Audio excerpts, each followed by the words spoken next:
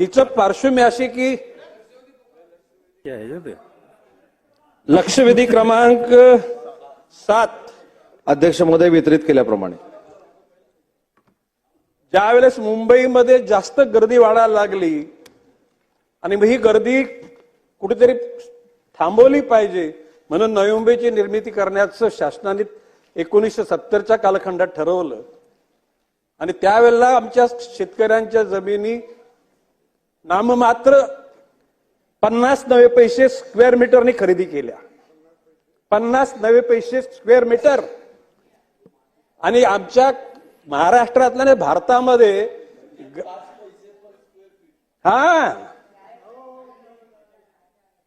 एकूण भारतामध्ये ग्रामपंचायतीमधून डायरेक्ट महानगरपालिका झालेली जरा बादलीचे जरा we are serious about it. ग्रामपंचायतीमधून महानगरपालिका झालेली ही एकमेव महापालिका देशामध्ये आहे. एकूण 70 साली सिडकोची निर्मिती झाली. नवी मुंबई महापालिका 1992 साली तिची स्थापना झाली.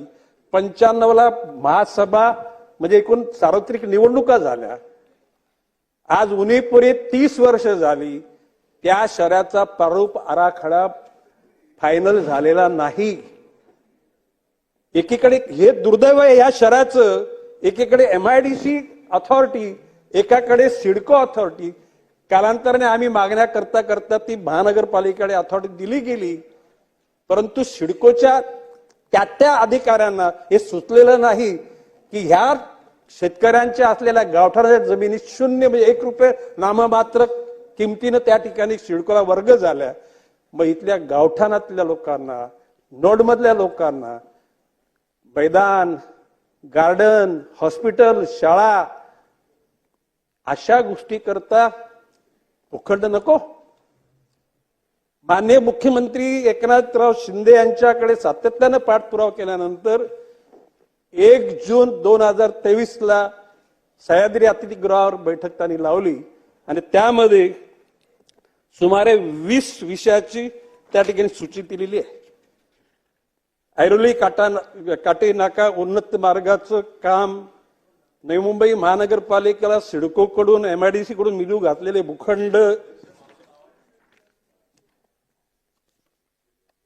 नवी मुंबई महापालिकेमध्ये 500 स्क्वेअर फुटाच्या घरांना घरपट्टी माफ करणे, करार पद्धतीने कार्यरत असलेल्या कर्मचाऱ्यांना कायमस्वरूपी समाविष्ट करून घेणे, अतिरिक्त भाडेपट्टा ALPचे धोरण सिडकोने राबवणे, घनसोली ऐरोली पाम बीच मार्ग, तुर्बे खारघर प्रकल्पाचा रस्ता, BMTCच्या 1587 कामगारांना 100 चौरस फुटाचे गाळे देण्याचं ठरलेलं.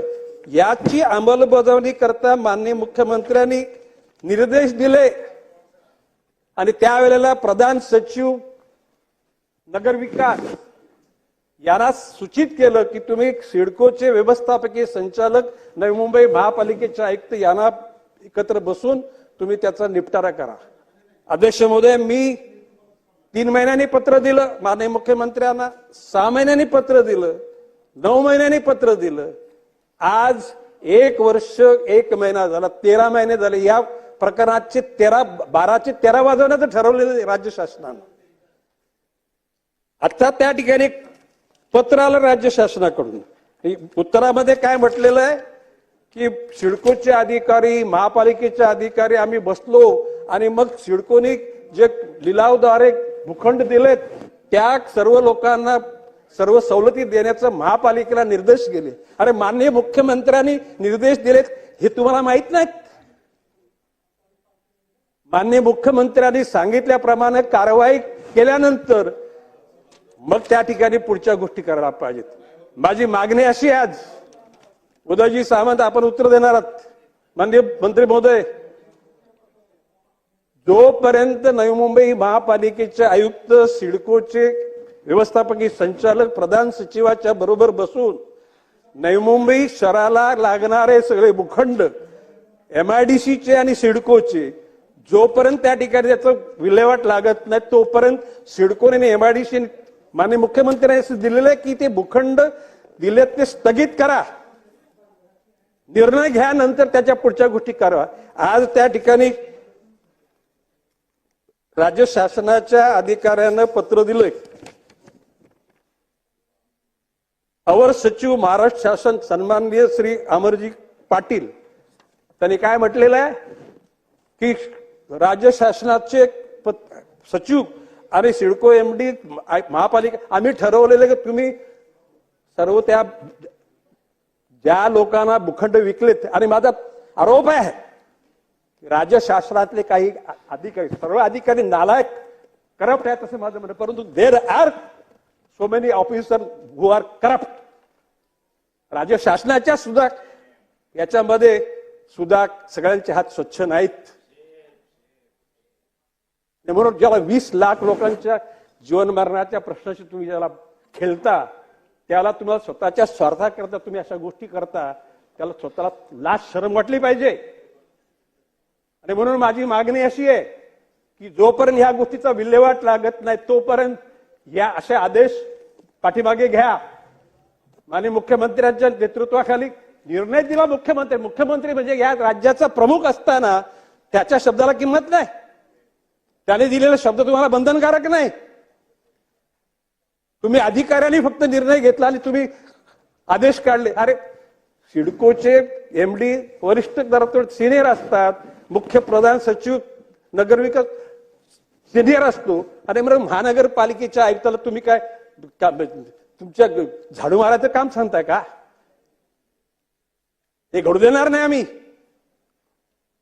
आणि म्हणून आज या ठिकाणी जोपर्यंत ह्या गोष्टीचा निपटारा होत नाही तोपर्यंत त्या ठिकाणी तुम्ही विकलेले भूखंड स्थगित ठेवा.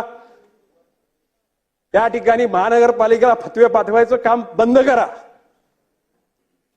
आणि माननीय मुख्यमंत्र्यांच्या मीटिंगमध्ये झालेले जे इतर प्रश्न आहेत त्याची सुद्धा निपटारा करा. नसेल तर स्पष्ट सांगा की माननीय मुख्यमंत्र्याला आम्ही पाचव्याची किंमत देत नाही असं कबूल करा. आम्ही जनतेला सांगू की बाबा त्या ठिकाणी माननीय मुख्यमंत्र्यांनी दिलेले शब्द. अध्यक्ष महोदय, सन्माननीय ज्येष्ठ सदस्य नाईक साहेबांनी सिडकोच्या संदर्भातला, MIDCच्या संदर्भातला आणि महानगरपालिकेच्या संदर्भातला या ठिकाणी प्रश्न उपस्थित केलाय. ही वस्तुस्थिती खरी आहे की सिडको ही 110 स्क्वेअर किलोमीटरवर होती आणि त्याच्यातलं 40 स्क्वेअर किलोमीटर हे क्षेत्र हे महानगरपालिकेला सिडकोमधनं काढून देण्यात आलं. कारण महानगरपालिकेला त्या ठिकाणी विकासासाठी जमीन आवश्यक होती आणि त्या ठिकाणी काही जसं मैदानाचं आरक्षण असेल किंवा अन्य काही बाबी असतील त्या विकासाच्या दृष्टीनं पूर्ण करायच्या होत्या. परंतु या संदर्भात सन्माननीय सदस्यांनी जी सांगितले ती देखील वस्तुस्थिती आहे की सन्माननीय मुख्यमंत्री महोदयांनी याची बैठक घेतलेली होती. त्याच्यानंतर प्रधान सचिवांनी देखील याची बैठक घेतलेली होती. आणि कुठच्याही परिस्थितीमध्ये सिडकोकडनं जे भूखंड महानगरपालिकेला मिळाले त्याला स्वायत्त अधिकार असले पाहिजे, त्याच्यातला मतितार्थ आहे. आणि त्या दृष्टीनं शासन भविष्यातली कार्यवाही करणार आहे हे देखील प्रधान सचिवांची चर्चा झाल्यानंतर हे निश्चित झालेलं आहे. फक्त याच्यामध्ये मला एकच सन्मान्य सदस्यांना या ठिकाणी निदर्शनाला आणून द्यायचं आहे की याच्यामध्ये सिडको आणि महानगरपालिका या दोन्ही संस्थांच्या बाबतीमध्ये कोर्टामध्ये देखील काही विषय प्रलंबित होते, त्याच्यावर देखील काही निकाल झालेले आहेत. पण एक मात्र आपल्या माध्यमातून मी सन्मान्य सदस्यांना या ठिकाणी सांगू इच्छितो की जी जागा 40 स्क्वेअर किलोमीटर ही सिडकोमधनं महानगरपालिकेला दिलेली आहे ती त्याचे स्वायत्त अधिकार हे महानगरपालिकेचे तसेच ठेवण्याच्या संदर्भामध्ये मुख्यमंत्री महोदयांनी ज्या सूचना दिलेल्या आहेत त्याच पद्धतीची कार्यवाही लवकरात लवकर होईल. सन्मान्य सदस्य आव्हाड साहेब. बर दादा बोला. I am concern with the city. दादा बोला. माननीय मंत्री उदयजी सामंत यांनी उत्तर दिलं.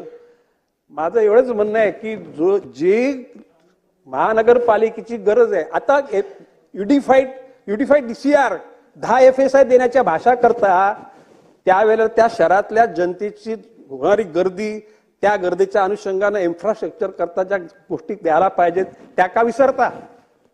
म्हणून माझं असं म्हणणं आहे की माननीय मुख्यमंत्री महोदयांनी आदेश दिले होते जोपर्यंत ह्याची वाटप होत नाही, MIDCच्या आणि सिडकोचे भूखंड महापालिकेला मिळत नाहीत तोपर्यंत त्याला स्थगिती द्या. प्रधान सचिव जरी गरज पडली तर प्रधान सचिव नगरविकासनी त्या दोन्ही अधिकाऱ्यांना बोलवून त्याचा निपटारा. आणि माझं म्हणणं असं की ते तुम्ही बोलवणार आहात का? आणि जोपर्यंत त्याचा निपटारा होत नाही तोपर्यंत तुम्ही बिल्डरला विकलेला आणि माननीय मंत्री महोदय बोलले की कोर्टात अरे तुम्ही जर ठरवलं ना तर त्या बिल्डरला बोलून बाबा तुला हा त्याच्याऐवजी दुसरा भूखंड देतो. इथे दलाल आहेत या सिडकोमध्ये आणि या शासनामध्ये सुद्धा ह्या बिल्डर लोकांचे दलाल आहेत.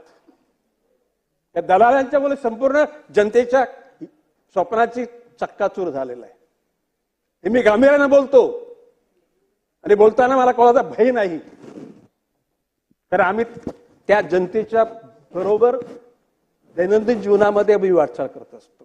आणि म्हणून मला प्रश्न उत्तर असं मान्य मंत्री महोदयाकडून पाहिजे की जोपर्यंत याचा निपटारा होत नाही तोपर्यंत ते भूखंड तसे स्थगित ठेवले जातील. मंत्री महोदय. अध्यक्ष महोदय, सन्माननीय सदस्य नाईक साहेबांनी पुन्हा एकदा त्याच प्रश्नाची या ठिकाणी विचारणा केलेली आहे. मी स्पष्टपणानं असं सांगितलं, या संदर्भामध्ये उत्तर देत असताना माननीय सन्माननीय मुख्यमंत्री महोदयांशी देखील मी स्वतः या संदर्भामधली चर्चा केलेली आहे आणि मुख्यमंत्री महोदयांनी देखील स्पष्ट सूचना अशा दिलेल्या आहेत की जी बैठक झालेली आहे त्या पद्धतीनंच कार्यवाही होणं अपेक्षित आहे. आणि मुख्यमंत्री महोदयांनी हे देखील सांगितलेलं आहे की अधिवेशन संपायच्या अगोदर सन्माननीय नाईक साहेबांबरोबर या संदर्भातली फायनल मीटिंग घेतली जाईल आणि त्यांना अपेक्षित असलेल्या सगळ्या गोष्टी त्या बैठकीमध्ये करून देण्यात येतील. ठीक आहे दादा. हा त्यांना सांगितले बैठक घेतली जाईल. I am happy.